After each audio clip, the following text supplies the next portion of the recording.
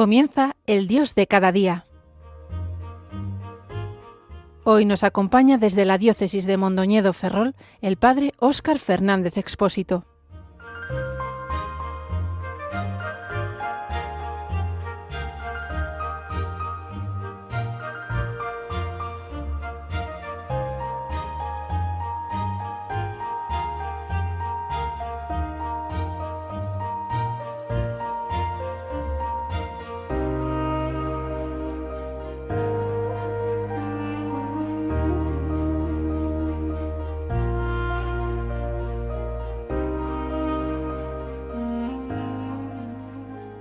Muy buenos días a todos los que a estas horas sintonizáis Radio María. Os habla Óscar Fernández, sacerdote de la diócesis de Mondoñedo Ferrol. Concretamente os hablo desde la zona de Begonte y Guitiriz, en la provincia de Lugo. Decían los clásicos que tempus fugit, es decir, el tiempo huye, y no solo huye, a veces parece que va a la deriva y nos arrolla con él. Aunque también dicen los filósofos que el tiempo tiene mucho de relativo, incluso algunos que el tiempo no existe. No todos percibimos su pasar con la misma velocidad. A veces las circunstancias de la vida nos pueden hacer sentir que el tiempo no pasa, que casi es un momento eterno. A veces se nos hace tremendamente lento y a veces parece que se nos escapa y que incluso se nos adelanta. Sea como sea, el tiempo lo da Dios y es ocasión para encontrarle, ya sea en el frenético ritmo de una vida agitada, que corre el riesgo de dispersarnos y de ponernos al borde del colapso, sea cuando las horas se hacen eternas en el mal sentido, por ejemplo, en una sala de espera o en una cama de hospital. Siempre hemos de estar atentos para intentar sacar el mejor provecho al tiempo que tenemos para descubrir ahí la paz y también sacar un espacio para apartarnos un poco del ajetreo, para dejar a un lado también el activismo de Marta, ocupados tantas veces en mil tareas, pero descentrados de nuestro centro, que ha de ser el Señor, y para ponernos un poco en actitud contemplativa, más como María a los pies del Señor, sobre todo en este tiempo de Semana Santa, y para no dejar que el aburrimiento existencial nos impida disfrutar de la presencia de Dios, que no se nos pase la vida sin que nos demos cuenta. Qué difícil es a veces esto. En todo caso, la Cuaresma que hemos iniciado hace casi 40 días está llegando a su culminación y ya estamos de lleno en la Semana Santa. Hoy es Miércoles Santo. La Iglesia está ya preparada para celebrar el misterio central de la fe cristiana, de revivirlo de algún modo, de adentrarnos existencialmente en él. En estos días todo parece ralentizarse, que ninguna ocupación que seguramente podamos tener nos quite de aprovechar, de disfrutar, de intentar vivir en plenitud estos momentos, de acompañar a Jesucristo, a María, a los discípulos, identificándonos con ellos, con sus grandezas y sus pobrezas, pues de hacer un gran momento de contemplación de Cristo en los últimos momentos, en las últimas horas de su vida. Estos días, todos, sean las procesiones, sean las prácticas devocionales y la misma liturgia, nos quieren hacer revivir aquellos acontecimientos que marcaron la última semana de la vida terrenal de Jesús, del Hijo de Dios, tal como nos lo cuentan los Evangelios, o incluso, más allá de lo que estos dicen, ha ido desarrollando el pueblo fiel en su memoria colectiva y en su imaginación.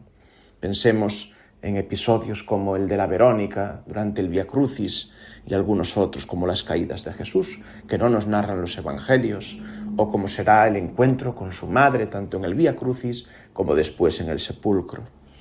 En estos días queremos como reproducir hora por hora, minuto por minuto, cada uno de esos últimos momentos de la vida terrenal del Salvador. A veces aparecen un poco como desglosados. Si el misterio pascual es uno solo en su conjunto, pasión, muerte y resurrección del Señor, Y en cada Eucaristía ambos aspectos están presentes, de modo que no podemos encontrarnos con Cristo resucitado sin que sea también el Cristo sacrificado. Tampoco podemos encontrar al Cristo crucificado que no sea el Cristo glorificado. No podemos tampoco conmemorar la última cena sin que sea al mismo tiempo el sacrificio del Calvario y el encuentro con el resucitado. En la Eucaristía todo esto va como unido, son aspectos de un mismo misterio. En estos días dedicamos un día para conmemorar cada cosa, como fue cronológicamente dándose en la historia. La última cena, el Jueves Santo a la tarde.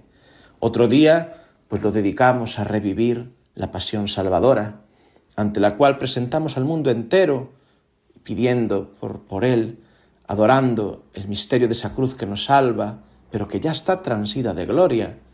Y además dedicamos pues otro día para conmemorar el silencio de la bajada a los infiernos y del sepulcro. Y ya desde la noche del Sábado Santo, pues conmemoramos esa noche luminosa en la que Cristo resurge victorioso de la muerte y del sepulcro, rompiendo las puertas de los infiernos y rescatando a los justos que vivieron antes que Él, que esperaron en Él.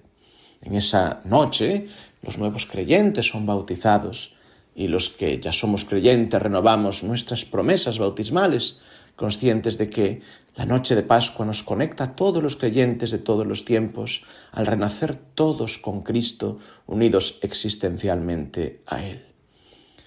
También recordamos otros momentos importantes ahora durante la Semana Santa, como fueron la entrada triunfal en Jerusalén, que hemos celebrado este Domingo de Ramos, y que solo a posteriori se revelan en su sentido más profundo, porque con ese aspecto de doble conmemoración de, por una parte, la entrada triunfal del Rey en Jerusalén, pero que va a ser sacrificado, por eso leemos la Pasión. El Rey vencedor que entra en Jerusalén es el que va a morir para salvar al pueblo de sus pecados, como ya el ángel le dice a San José, su padre, en su sueño, según el Evangelio de San Mateo.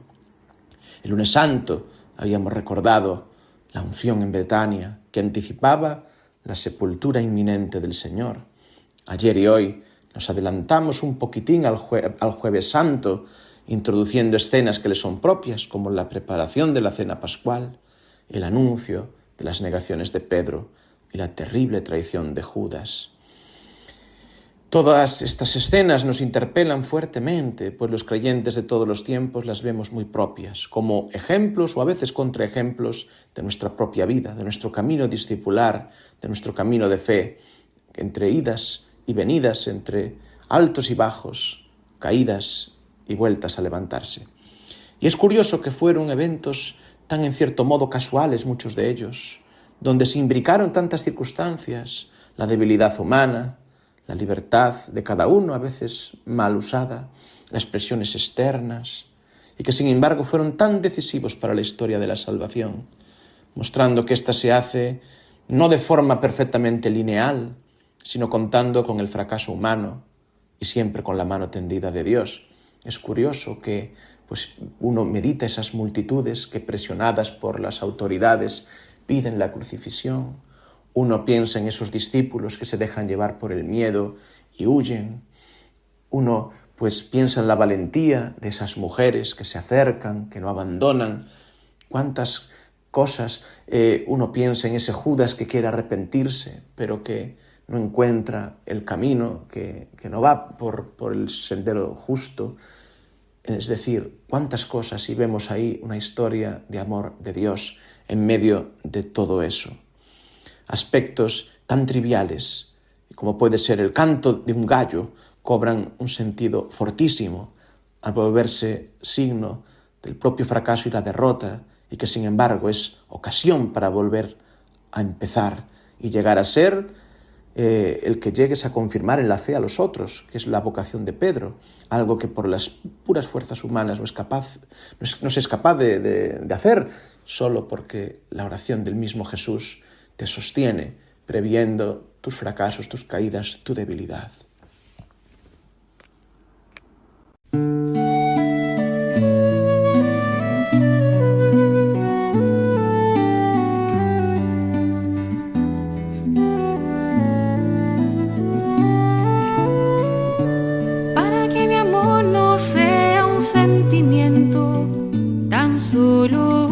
deslumbramiento pasajero,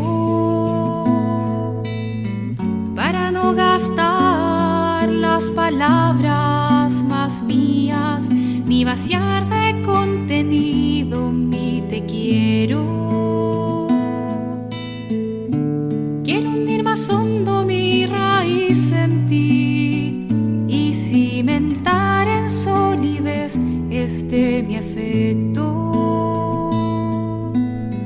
pues mi corazón, que es inquieto y es frágil, solo acierta si se abraza tu proyecto. Más allá de mis miedos, más allá de mi inseguridad, quiero darte mi respuesta. Aquí estoy para hacer tu voluntad, para que mi amor sea decirte sí hasta el final. Duerme en su sopor y temen en el huerto, ni sus amigos acompañan al maestro. Si es hora de cruces, de fidelidades, pero el mundo nunca quiere aceptar esto. Dame comprender, Señor, tu amor tan puro, amor que persevera en cruz, amor perfecto.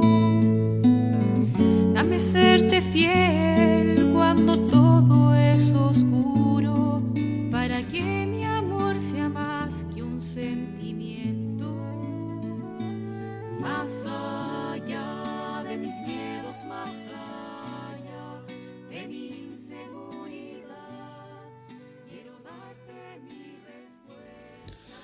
Queridos amigos de Radio María, en este miércoles santo estáis escuchando ahora El Dios de cada día y os habla Óscar Fernández de la diócesis de Mondoñedo Ferrol.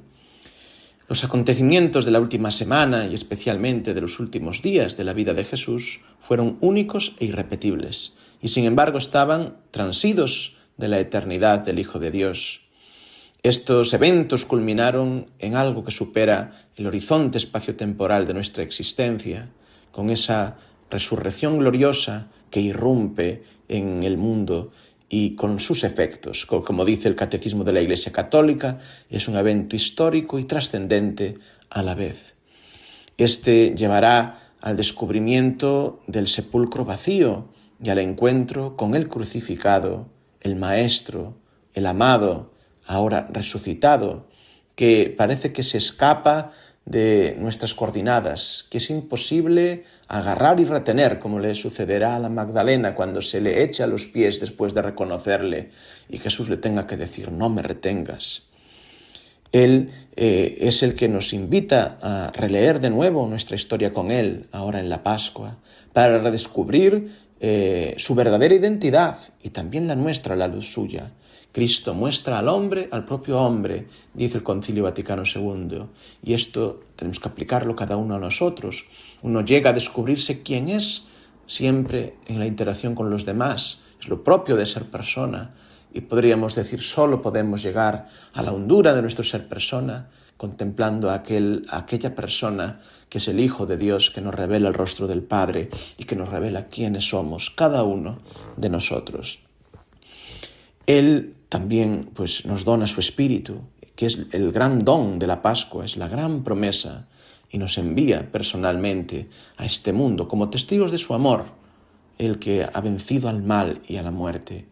Cada uno tenemos en ese sentido una vocación única, aunque después se cristaliza en diversos estados de vida en la Iglesia, como pueden ser el sacerdocio, el matrimonio, la vida consagrada.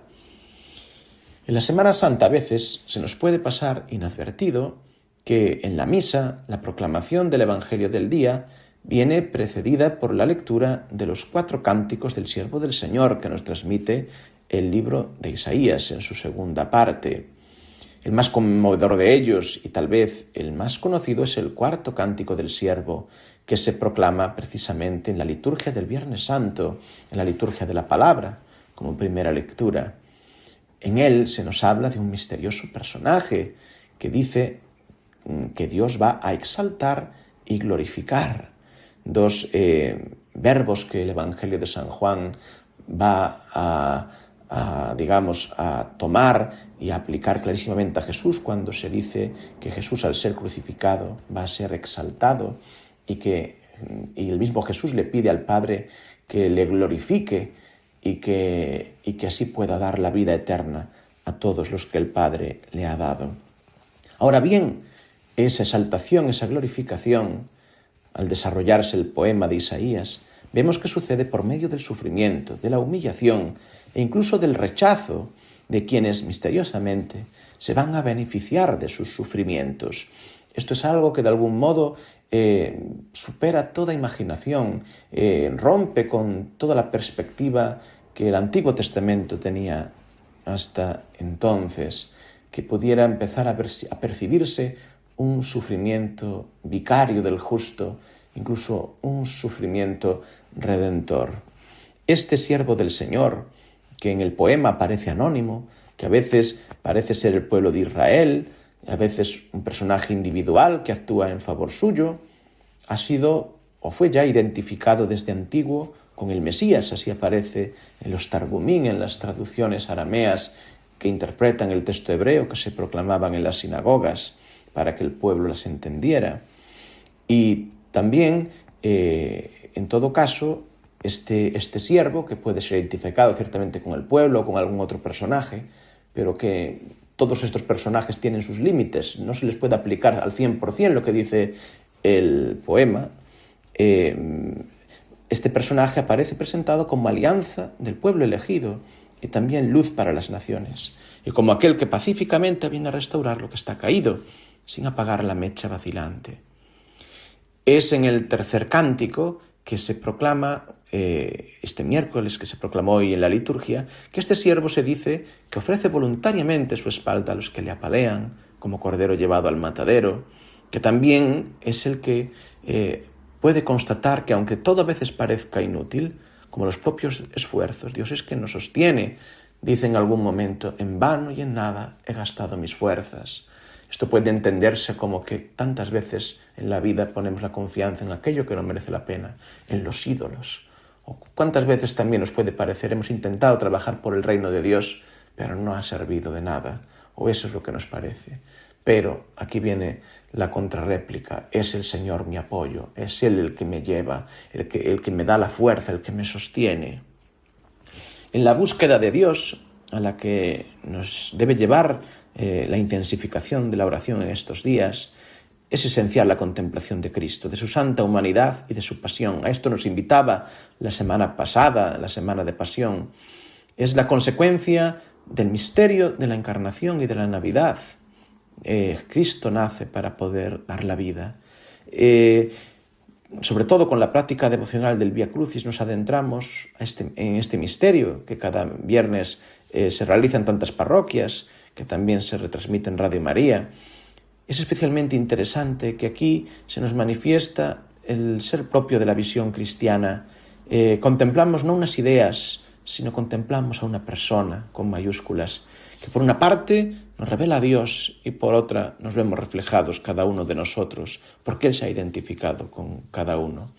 Por otra parte, es especialmente significativo cuando el Vía Crucis lo hacemos en comunidad, porque se expresa ese ser comunal de la Iglesia, ese ser personal y eclesial. No soy yo solo, sino con otros ante Cristo, que como Iglesia que somos miembros de una humanidad herida y llamados a ser sanadores de dicha humanidad a la que pertenecemos, acompañamos al Señor. Sentimos de algún modo que en Él todos somos uno. En este sentido, me parece que también nos puede ser muy oportuna la lectura del libro del obispo Eric Varden, Heridas que sanan. Este obispo se ha hecho famoso por haber impartido estos días hace un mes, los ejercicios espirituales al Papa León XIV y a la Curia Romana. Pues Eric Varden, en este libro de las heridas que sanan, parte de un poema que se atribuyó en su día a San Bernardo y que le lleva a una contemplación de las heridas de Jesús crucificado. Podemos ver allí no solo las heridas del Dios hecho hombre, sino darnos cuenta de que cada uno de nosotros somos de algún modo partícipes en ese dolor del Hijo de Dios. Eric Varden, comentando cómo los clavos de Cristo que atraviesan su carne son obra de los hombres, dice que cada uno puede sentirse partícipe de ello. En una de sus páginas dice: frente a la cruz reconocemos nuestra contribución personal a los clavos que mantienen a Cristo cautivo en ella. Hasta aquí la cita. Sin embargo, también experimentamos cómo ese Jesús herido es también solidario con nuestras propias heridas. O sea que podemos ver al contemplar a Jesús tanto nuestra humanidad herida, sufriente, Él sufre con nosotros, pero percibimos también nuestra humanidad que a veces hiere a los otros y le hiere a Él. En definitiva, la contemplación de la cruz de Cristo nos lleva a hacer un ejercicio que nos aparta de todo narcisismo, de toda visión exculpante. Contemplar las heridas de Jesús, la paz que transmite, esa pasión que fue por mí, por una parte me revela pecador, algo a lo que en el fondo nos oponemos y no nos gusta reconocer, porque preferiríamos ser solo víctimas y nunca culpables. Esto es algo muy propio de nuestra sociedad actual, tan infantil. Sin embargo, lo somos víctimas, pero también somos culpables, también somos victimarios. Tampoco nos suele gustar vernos como víctimas en el sentido de que nos hace sentirnos vulnerables, y a veces estas heridas las han provocado otros, otras veces nos las hemos hecho nosotros mismos con nuestras equivocaciones, nuestras maldades. También somos seres heridos. Y es curioso cómo contemplar a Jesús nos hace vernos como pecadores, pero pecadores perdonados, reconciliados con el Padre, invitados a la reconciliación con los demás. Aunque esto haya que irle dando forma cada día para que esa paz llegue hasta el último extremo de nuestro ser. A veces somos demasiado supersticiosos porque, claro, es más fácil hacer un ritual, a veces externo, que realmente dejar transformar el corazón, porque esto supone tomar decisiones, supone enfrentarse a la propia verdad y supone mucha humildad y supone a veces un esfuerzo, pero solo eso merece la pena. Solo ahí podemos llegar a ser humanidad reconciliada, transfigurada. Y es normal también que sigamos conservando siempre heridas o cicatrices del camino, y son como un recordatorio de nuestra historia de redención y también una invitación a seguir siendo nosotros sanadores de heridas. No puedo evitar acordarme de una de las ordenaciones sacerdotales de mi diócesis, la ordenación de un amigo mío, cuando en la homilía el actual obispo de León, que entonces era de Mondoñedo, le dijo: Jaime, hoy eres constituido en sanador de heridas. Y luego también le dijo: no hagas nunca mal a nadie, y si te lo hacen, perdónales. En este sentido, a mí me parece que también es muy oportuno recordar que la misión que tenemos los cristianos y sobre todo los sacerdotes de sanar heridas, qué importante es cuando se celebra el sacramento de la penitencia, pero también en el conjunto de nuestro ministerio. Valoremos también el ministerio de los sacerdotes como aquellos que sanan heridas, no solo en el sacramento de la penitencia y de la unción, en todo su ministerio. El sacerdote, su ministerio, nos ayuda a sanar las heridas. Pues estos días de Semana Santa, como momento cenit de las prácticas cuaresmales y que culminan en el tiempo pascual, podríamos decir que si las hacemos bien y no de forma superficial, podremos ir experimentando cómo vamos recuperando más nuestro ser personal, evitando que quede cosificado, que cosifiquemos a los demás, que los utilicemos, que nosotros mismos acabemos siendo también cosificados. Ser persona implica siempre un individuo que se abre y va desarrollándose juntamente con otros y con el otro con mayúsculas que nos llama y que nos ama.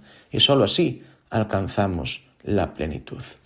Pues queridos amigos, el tiempo por hoy se nos ha acabado. Me gustaría concluir con un texto del Nuevo Testamento, de los últimos de la tradición paulina, de la primera carta a Timoteo en el capítulo 6, donde el apóstol anima a Timoteo, guardián de la fe de los tiempos posapostólicos, en su comunidad, que siga haciendo la noble profesión de fe, siguiendo el ejemplo de Jesucristo, dice el texto, que hizo tan noble confesión ante Poncio Pilato. Pues nosotros que estos días vamos a contemplar a Jesús ante Pilato, donde Él es juzgado, pero en realidad Él es el juez que juzga al mundo, y que muestra el poder del crucificado, que también nosotros como Él seamos testigos de la verdad en este mundo herido y a veces malvado.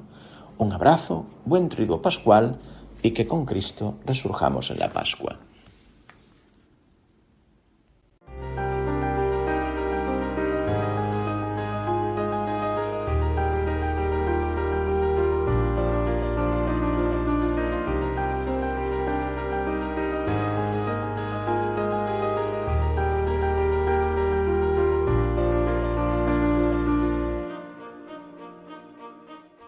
Así finaliza el Dios de cada día. Hoy nos ha acompañado el padre Óscar Fernández Expósito desde la diócesis de Mondoñedo Ferrol.